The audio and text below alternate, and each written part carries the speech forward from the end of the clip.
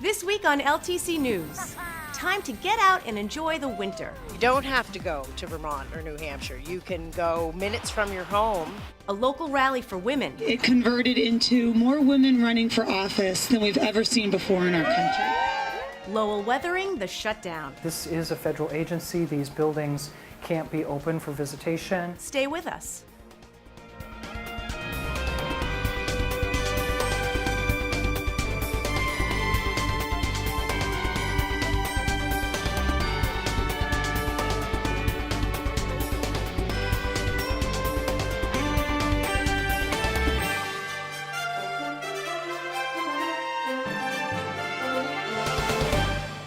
Welcome to LTC News. I'm your news anchor, Alanna Flood. The federal government shutdown has had far-reaching effects. 800,000 federal employees were furloughed. Agencies such as the Coast Guard and TSA have stopped operations, and national parks and museums across the country are closed. School lunch programs, food inspections, scientific research, and many NASA programs have come to a halt. We are all affected by the collateral shutdown in one way or another. In Lowell, community teamwork works closely with the populations that receive WIC, or Women, Infants, and Children benefits, as well as housing and fuel assistance. Each of these programs drew their funds early so that they are covered into February. If the shutdown continues into March, there will be no guarantee that funds will be available. School kids from around the region have had their field trips to Lowell National Historical Park canceled. Most of these trips are managed by the Songus Industrial History Center, and although they are partners with the park, some staffers are employed by the UMass Lowell College of Education, and as such are able to continue to work. So we've had to be in touch with a great many teachers throughout the region and even beyond, a group from New York planning to come to let them know that this is a federal agency. These buildings can't be open for visitation, and we will do our very best to reschedule you because we wait till the last minute to determine that a school group can't come to a place that's shut down. On January 15th, the City Council discussed a motion to help the park with trash removal and snow plowing during the shutdown. The National Park has parking lots, sidewalks that they're responsible for. And with the predictions that are going for this weekend, we're going to be possibly in some troubles. So I don't know if we can. I don't know what the ordinances are, the rules and regulations between us assisting the national park, but if you could work that out, because there's also trash barrels and other things that affect the city life and the quality of the city. City Manager Eileen Donahue replied that picking up the trash was possible, but plowing presented a whole different set of problems. It is complicated, particularly around plowing. There's agreements that the national park requires to be in place. The long and short of it is we've taken a cursory look at it. There's a question whether we could get any agreement in place because it's their property. So but they also seek indemnification from the city and hold harmless. So there's a lot of legal issues from the city's point of view. In terms of picking up trash barrels, we discussed that as well, and that's less complicated. There's not really a need. These trash barrels are a place that are accessible. They're actually not too bad, and so we talked about doing that. Brush Art Gallery is located within park property, but it is not a federal agency and remains open. Even though there's a government shutdown, we still have things we have to do. The Brush Gallery still has to operate, and there's artists that need to get inside. You might be wondering about the big unveiling of the Lowell Quarter that had been scheduled for February 6th. As a partner in the project, the Songus Industrial History Center is able to continue working with the Mint, and the event will go on, but the date of the coin launch remains uncertain as of this taping. Lowell will still be getting our quarters. We're fortunate that the United States Mint, the staff from there are on a special appropriation of money, so planning can continue. We hope that the shutdown is over by then so that park rangers can participate in their official capacity, because this is very much a Lowell National Historical Park significant milestone in its history to have a quarter that has artwork and the words that put us into, I think it's numismatic, is that the word? History. We certainly hope the shutdown will end soon. Many people are negatively impacted here in the city. On January 19th, a dedicated group of people withstood the cold temperatures and gathered in front of City Hall for a women's rally organized by Solidarity Lowell. The rally was one of many women's marches and rallies that day in cities across the country. They celebrated the success of women candidates in the 2018 elections and urged participants to remain politically active. Like all of you, 2 years ago, I had the same emotion. I think it was a collective emotion that swept our country. We had anxiety around the inauguration of our 45th president, but that anxiety turned into remarkable hope. And most importantly, it converted into more women running for office than we've ever seen before in our country. And what you all did was you led the biggest Democratic takeover of the U.S. House of Representatives since Watergate and delivered the most diverse freshman class that this country has ever seen. It's 2019, and it shouldn't be the case that there's so many historical firsts for women right now, right? I don't think, especially when we talk in terms of diversity. We live in Lowell, a place that is supposedly extremely diverse, but we only see this in places like Folk Fest, right, where everybody's celebrating culture, food, traditions, dance. But what about in our city council? Right. Who looks like me there? Right. We only have 2 women. The more voices we have at the table, the more opportunities we have to present our point of view, and it helps all of us. 2018, we did wonderful things, but if it only happens that year, it's a fluke. So you have to stay involved in this and make 2020 a big election, make 2022 a big election, and just keep going until it's no longer a news item.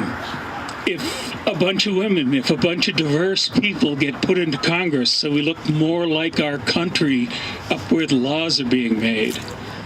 Every day, 20,000 calls come into hotlines for women that are involved in domestic violence. But you know what, at the end of the day, and I get the hotlines are real and people want to help and they supposedly have shelters and they'll make a way of escape for these women, but truth be told, they don't. And like the young lady who came up and said, you know, you have to say I was one of those women who went looking for the help. I was told, no, we can't help you because you have a 401k. You can't get into the shelter because you make too much money. What kind of sense does that make when at the end of the day I'm facing death? So I wrote a poem, y'all. I hope it's not surprising. I am thankful for my mouth. Thankful that my name makes your mouth work. It is not meant for those that are wavering. Imagine my mouth a bullhorn. Imagine what it takes to be silent, all that discontentment in the body. There are already too many ways that our bodies are taken. In a society hell-bent on patriarchy, I pray you choose the First and not Second Amendment. Hope a pen always feels mightier in your hands. Hope your Twitter writing fingers never turn trigger. We women are coming into our own. We are. But it is unfortunately after we've been through the struggles and pains as young girls. Solidarity Lowell is a coalition of community members that works for social justice and against hate and discrimination. Their website has information about future events. For 20 years, the Lowell Martin Luther King Day celebration was organized by Laura Smith and her family. This year, they passed on the planning of this important event to the Middlesex Community College Foundation, Living the Dream Partners. The event was held at the Tsongas Arena on January 21st. It was called Moving the Dream Forward Together, Connecting Community and Honoring the Life of Dr. Martin Luther King, Jr.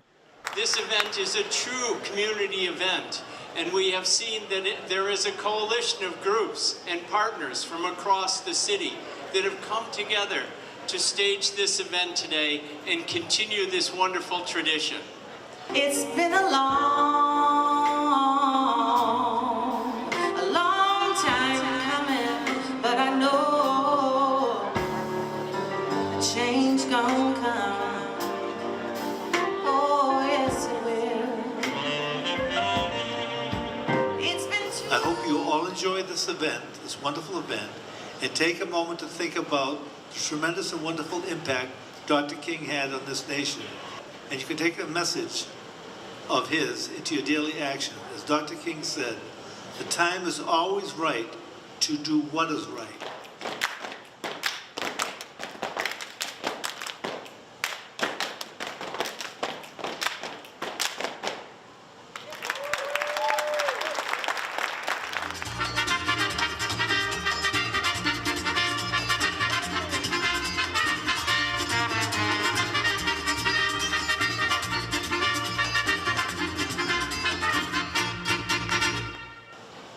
I have a dream that little children one day will live in a nation where they will be not judged by the color of their skin, but the content of their character. I have a dream today. I am Dr. Martin Luther King, Jr. Ride on, King Jesus. No man cannot deny thee. Ride on, King Jesus. Ride on. No man cannot hinder thee. I have citations from the State Senate, and rather than to read each one, I'll just read them for everybody. Be it known that the Massachusetts Senate hereby extends its congratulations to Lieutenant Marisol Nobrega, to Lowell Boats, and to the Southeast Asian Water Festival in recognition of your exemplary dedication to our city and for earning the Middlesex Community College Foundation's Living Dreams Award.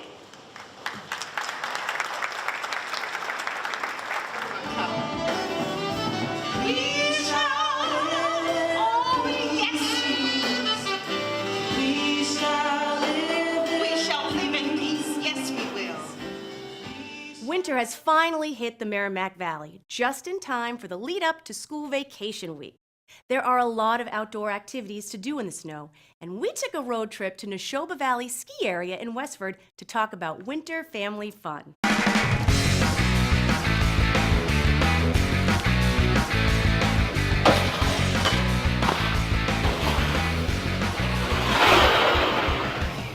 One of the things that we find with snowboarding and skiing is that, you know, it's a wonderful way for the whole family of different ages and of different interests, say a skier or a snowboarder, can get out on the snow and enjoy the outside.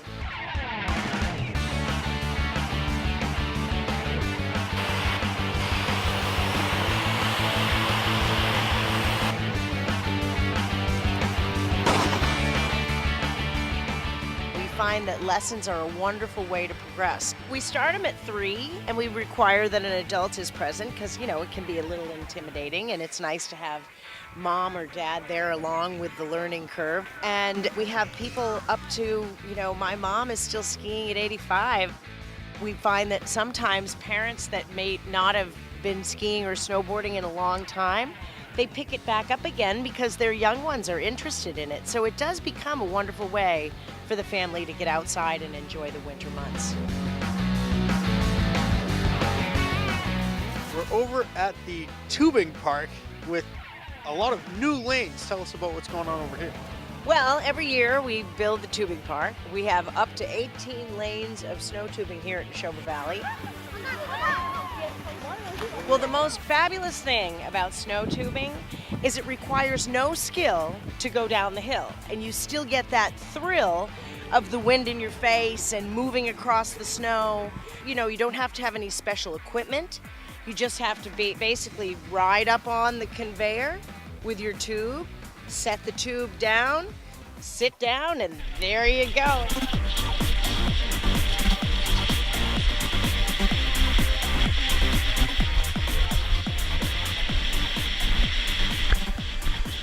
Snow tubing is for kids age 6 or 42 inches tall and up. And we have young and old participate in tubing, and that is a really great New England pastime. You don't have to go to Vermont or New Hampshire. You can go minutes from your home, have a jam-packed ski day or snowboard day or going tubing. You can maybe grab a bite here at the Outlook Restaurant and Lounge, but still be able to get some quality skiing and riding in. You can get out, you can enjoy some winter fun and activity, and then be able to go home and sleep in your own bed, and there's a lot to be said for that. It's great to know that skiing and tubing are just minutes away from Lowell. Sunday, January 20th was an exciting day for the Cambodian community. Riti Ung, producer of the Channel 95 TV show Voices of Khmer Americans, organized a community meeting right here at LTC. 100 people gathered to hear the keynote speaker, Sam Rainsy, exiled president of the Cambodia National Rescue Movement, the primary opposition group of Cambodia. The group discussed the need for political change in the country of Cambodia to promote a more democratic system of government. Many Lowell Cambodians closely watch politics in their home country. In this week's Sunspot, Lowell Sun Enterprise editor Chris Scott sits down with Attorney Michael Gallagher to discuss charter change.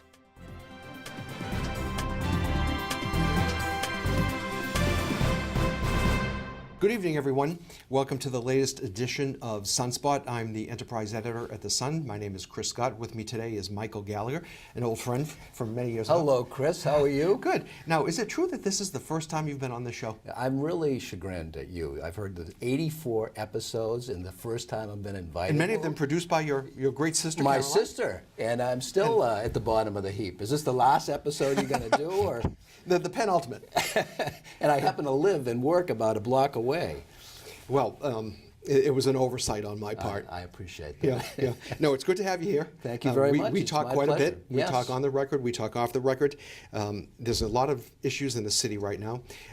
That voting rights lawsuit is one of the big ones, and you have been involved in that case from a number of different vantage points.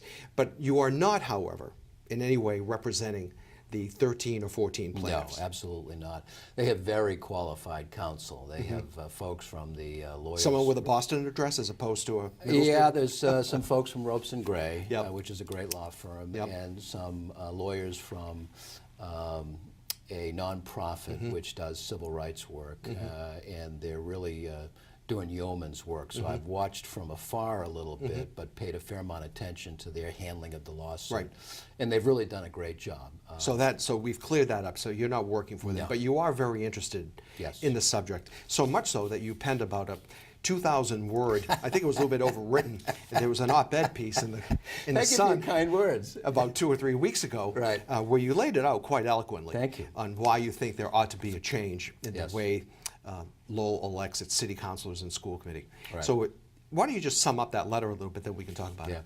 Well, to me, it's a good thing to do. It's a wise thing to do, and it's the right thing to do. It's a good thing to do because having been involved with Lowell Votes for a period of time, which you know about, and going back to 2009, when we had the proportional voting, the ranked choice voting on the ballot, so to speak. I've been involved in an effort to try to make our governmental bodies more truly reflective of the folks in this community. And when I saw that there was a mediation coming up and the two sides had an opportunity in good faith to mediate the case, my feeling was that it might be a good idea to step up to the plate and say something about it. And so I have been involved in efforts for the last 10 years to revise the way we elect folks from an at-large system to something other than that, like most of the communities in the Commonwealth. But why does the system need to be tweaked? Riti Young, a man of Cambodian descent, served on the city council for a while. Your good friend Vesna Noon is there now. So there has been some diversity on the city council and on the school committee. On the school committee now is Dominic Lay. As your own newspaper just wrote recently in a really good article where they laid out the facts and the figures, there have been something like 260 opportunities for individuals in Lowell to serve on the school committee or the city council from 1997 Put to into about good context, didn't it? 2017. Yeah. And out of those 260 opportunities, I think there's 4 folks of color who've been able to win office. Vesna's a great guy. I think he's doing a really nice job, but I think even he would acknowledge that the reason that he topped the ticket in the last election was because of his support of the high school. Downtown. The high school was the major issue in that campaign. So in a number of elections, really qualified, talented Southeast Asian individuals, Hispanic individuals, African American individuals ran good races, did really well in certain precincts in the Lower Highlands and the Acre and so on, but didn't do nearly so well in some of the outlying precincts and didn't get elected. But you know, the city council has taken steps over the last couple of election cycles to try to trigger more interest, to get more people to run. And they raised the stipends. That was the reason given. And that's happened, I can think of that happening twice now since I've been following Lowell City politics. And in both cases, it hasn't worked. Right. You know, every 2 years, we barely meet that threshold for a preliminary city election in September. Yeah. Do you really feel that if they, you know, they've raised the amount of money that they can earn, that hasn't worked? Do you think this will work? I do, because there are neighborhoods in the city. When's the last time South Lowell had a city councilor? When's the last time the Acre had a city councilor? Remember? Tarsi Poulias. How many councilors has Centerville had? I'm trying not to remember him now. How many councilors has Centerville had over the last 50 years? I mean, you can come up with them on one hand. So it's not just an ethnic or racial thing, it's also a neighborhood thing. As a member of Lowell Votes, we've talked to lots of folks about why it is that you're not more engaged in city politics. And one of the answers we keep hearing is that we don't feel that we have a shot. We don't feel that folks who look like this, who live down the street from us, have a shot. It's really tough. I ran many years ago, and I realized how tough it is. I thought I had a big family, and I did, and had a lot a has number of changed friends, since then. and It's a lot harder. has changed. It's very, very difficult. It's intimidating for young people, or not so young people, to run. All the money you have to raise. How do I do it? Do I need a treasurer? What are the logistics? It's a really intimidating kind of prospect, and so many folks are discouraged from getting involved, and obviously many folks are discouraged from voting. When we have 90,000 eligible voters and 55,000 registered voters, and about 11,000 come out to vote for an election, that's about 18%. I've often viewed that as an enigma for a city that is allegedly so political and interested in what happens at Lowell City Council meetings and at Lowell School Committee meetings. Absolutely. It doesn't carry over. Yeah.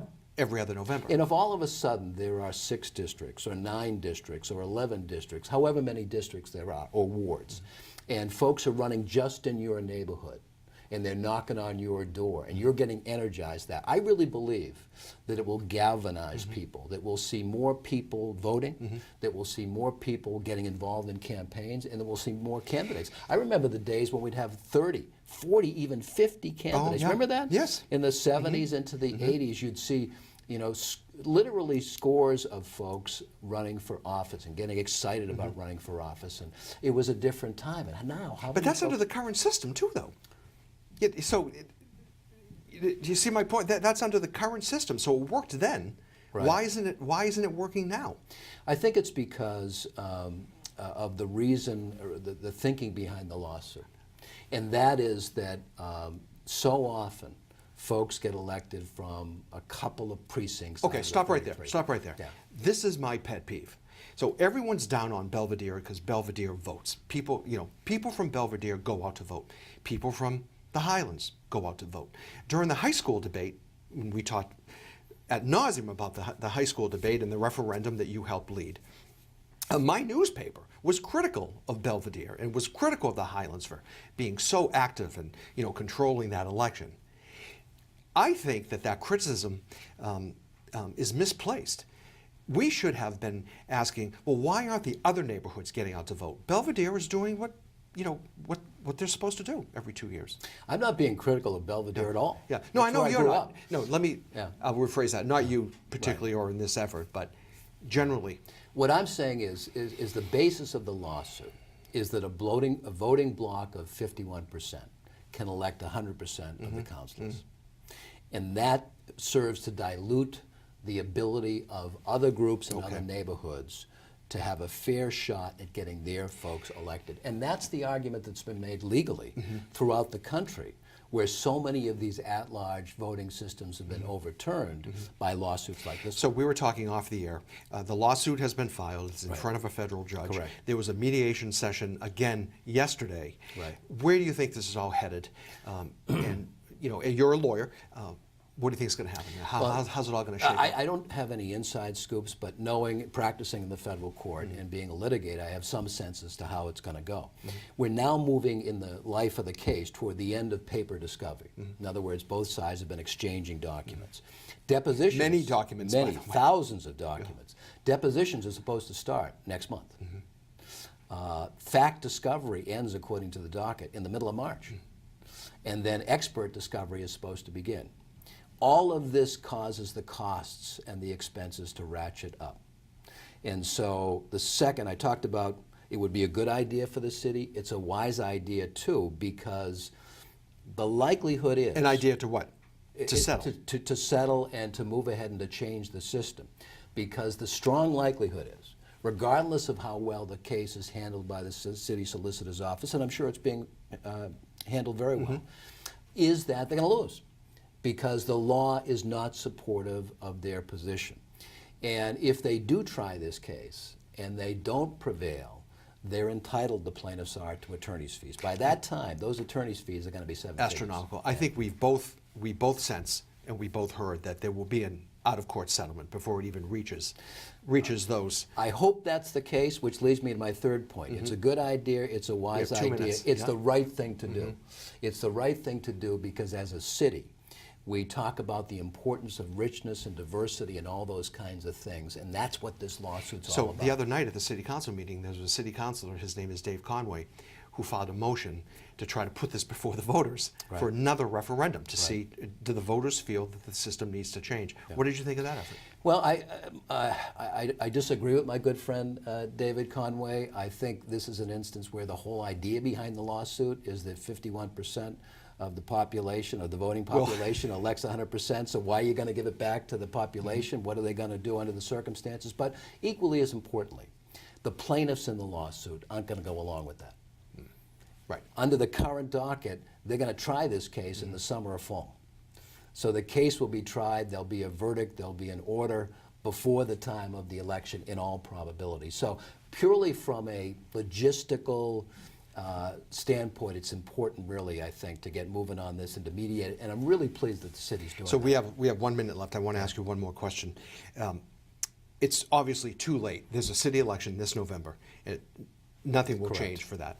But in 2 more years, what do you think the lay of the land will be in terms of electing city councilors and school committee members? Well, if it plays out the way I hope and think it will, we'll have the census in 2020. We'll get the results of that census, and that will help inform how we ultimately devise a hybrid system, like Boston, like Worcester, like Brockton, like Springfield, where you have a certain number of at-large councilors and a certain number of ward councilors, and hopefully that's something that can be worked out with the plaintiffs and with the city officials, the city council, and with the community as a whole. So how many, what do you think the numbers are on that? Right now there are 9 city councilors obviously elected at large. What do you think the breakdown will be? I have no idea.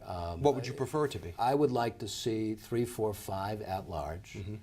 And at least several ward councilors. And that unfortunately, your sister is giving me the hook. I want to thank you for coming in today. We'll come back next week and play part 2. We'll do it again, and particularly as this case progresses. And maybe for the show's 100th episode, that could be you. Thank you for coming in. My pleasure, I appreciate it, Mike. Thank you very much. That's it for this edition of LTC News. You can find us on LTC channels 8 and 99, online at ltc.org, on Roku in the LTC News playlist, or on Facebook at LTC Lowell. I'm Alanna Flood. Thanks for joining us.